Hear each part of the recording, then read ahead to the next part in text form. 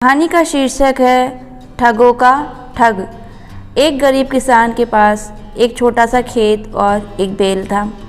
बड़ी मेहनत से उसने कुछ पैसे जमा किए और एक बैल और ख़रीदा। जब वो बैल खरीद कर ला रहा था तो रास्ते में उसे 4 युवक मिले। उन युवकों ने किसान से कहा, क्या तुम इस बैल को बेचोगे? किसान ने सोचा, मैंने यह बैल 1500 रुपये में ख़रीदा है। यदि इससे अधिक पैसे मिलते हैं तो मैं इसे बेच दूंगा और इससे बेहतर बैल खरीद लूँगा।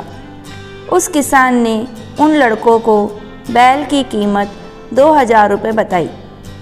लड़के बोले, कीमत तो ज़्यादा है, क्यों न किसी समझदार व्यक्ति को पंच बनाकर फैसला करा लें। आप और हम यह वचन लेंगे कि जो भी कीमत पंच कहेंगे वो हम मान लेंगे।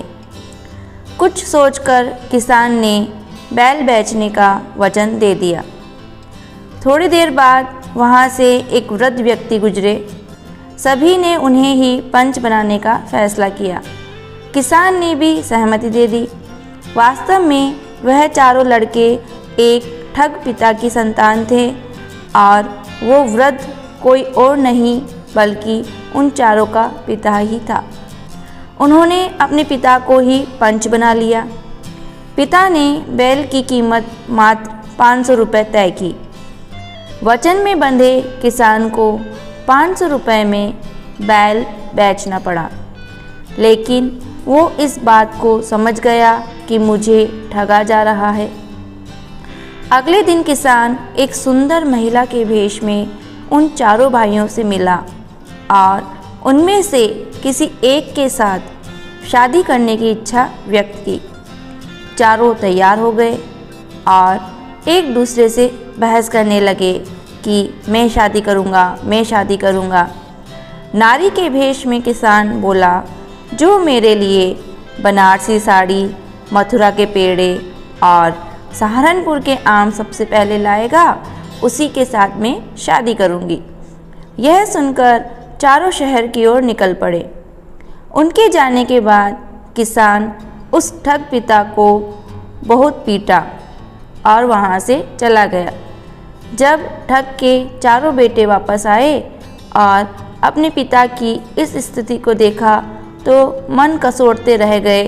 कुछ नहीं कर सकते थे क्योंकि किसान का पता वह जानते ही नहीं थे।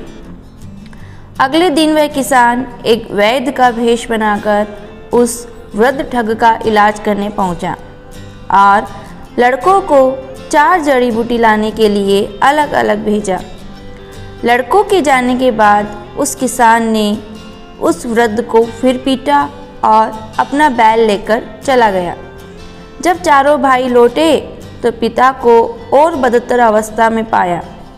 अब उन्होंने प्रण ले लिए कि कभी किसी के साथ ठगी नहीं करेंगे। इस तरह एक मामूली किसान अपनी समझदारी से ठगों को सुधार दिया। दोस्तों, इस कहानी से हमें यह सीख मिलती है कि बुरे कर्म करने पर हमेशा बुरा ही परिणाम मिलता है। धन्यवाद।